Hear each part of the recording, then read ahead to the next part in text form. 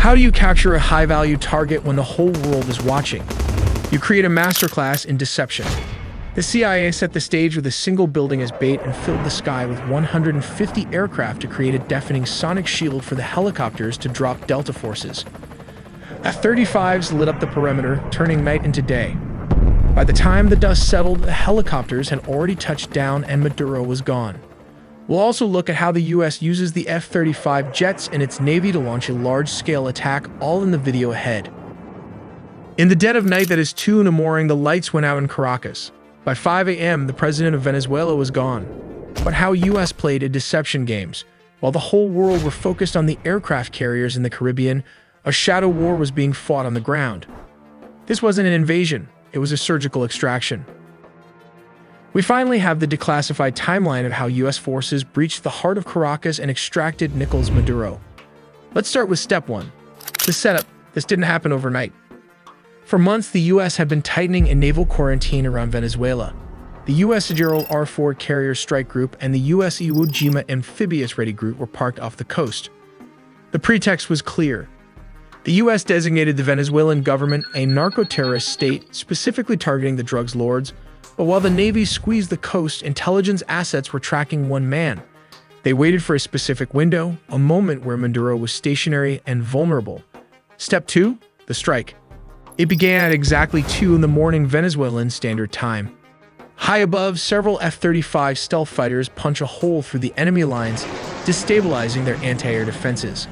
Like these Russian S-300 missiles located all over the strategic high-value target. With the skies cleared, the path opens for Delta Force helicopters to fly straight towards the mission.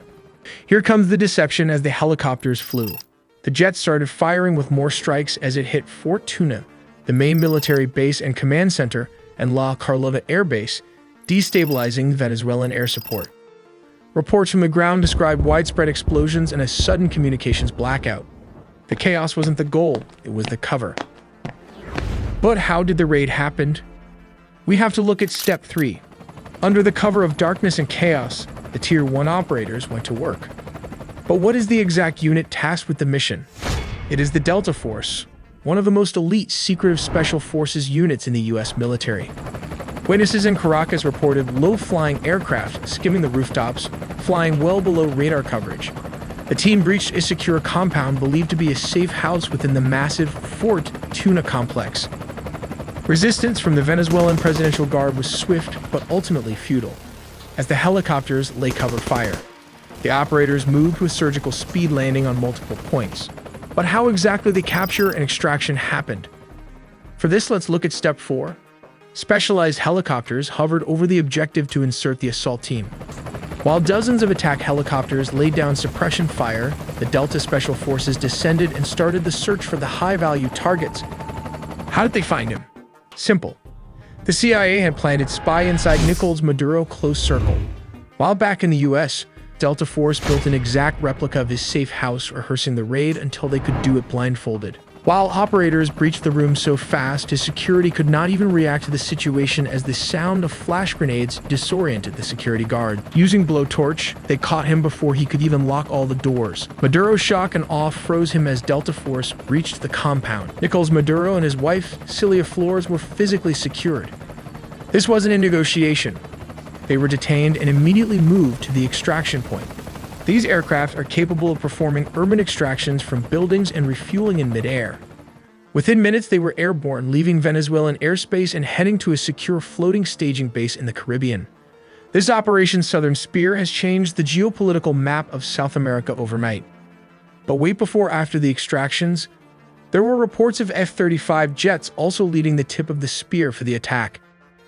We'll look how the United States used F-35 jets instead of F-16s for operations in Venezuela, because this is a well-organized and militarized Venezuela has positioned advanced Russian S-300 missile systems, Chinese radar networks, integrated Russian air defenses, and Shahed drones along its borders. This creates a highly lethal and challenging environment that older S-16s would struggle to survive. As stated, around 150 aircrafts and a massive 8 U.S. destroyers were stationed there.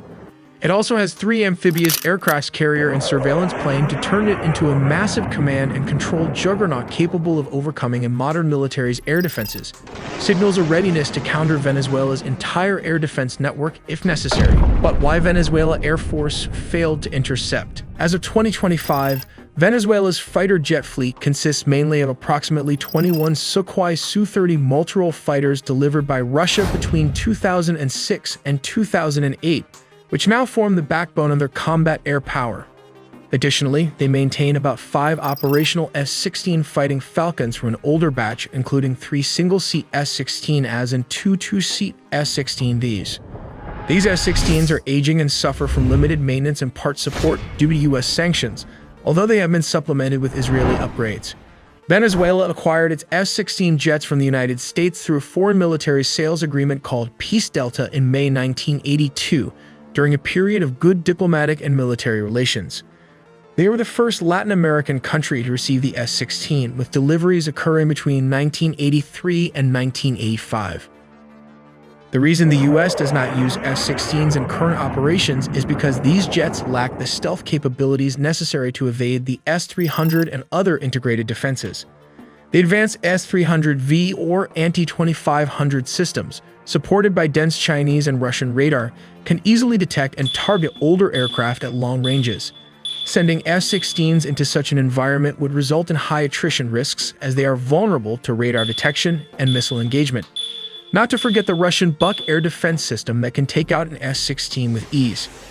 These are cheap R-15 or 24 Buk systems are already active and mobile all over the country. Additionally, S-16s are less effective in contested airspace saturated with drones, especially the Iranian Shahed drones used by Venezuela for reconnaissance and kamikaze strikes. The F-35, however, offers crucial advantages. Its stealth design enables it to fly undetected or with much lower risk, making it effective against advanced surface-to-air missiles and networked radar systems.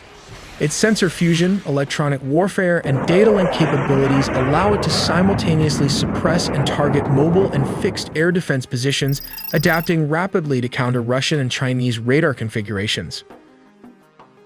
While the aircrafts took out the anti-air defenses Venezuelan military as a whole, this allowed the CIA and special forces to advance towards its target. The overwhelming presence of advanced Russian, Chinese, Iranian, and indigenous air defense and drone systems on the Venezuelan border means that the stealth fighter jets, or the first wave of attack, provide both the survivability and strike capability required for such operations. But how do they rotate clockwise? Well, the distance from Puerto Rico to Venezuela is about 1,300 kilometers. This is roughly 810 miles, which translates to around 1.5 hours of flight time for an F-35 flying at high subsonic speeds. These jets rotated clockwise as its combat radius is approximately 770 miles, meaning it can reach most of Venezuela from Puerto Rico with careful fuel management and limited loitering. To extend mission time and reach deeper inland, air-to-air refueling tankers deployed strategically in the Caribbean region support these operations. In situations requiring strikes within minutes, U.S. amphibious assault ships equipped with F-35Bs can launch jets rapidly. From such ships positioned in the Caribbean, F-35Bs can reach Venezuelan targets within roughly 15 to 10 minutes, depending on speed and route. Targets typically include narco-traffickers' networks, air defense installations, command centers, and drone facilities, enabling flexible sea-based strike options against both Venezuelan military and criminal infrastructure. In essence, the F-35 deployment by the U.S. near Venezuela redefines military capabilities in the region. It combines stealth, advanced sensors, electronic warfare, and networked operations to overcome sophisticated air defenses and maintain persistent air superiority and rapid strikeability against a broad spectrum of targets in Venezuela. This reflects a strategy that goes beyond counter-narcotics to deter and, if necessary, decisively counter the Venezuelan military threat. We also made a deep dive into the sea, air, and land components of the nuclear triad, so subscribe for more videos to not miss a beat.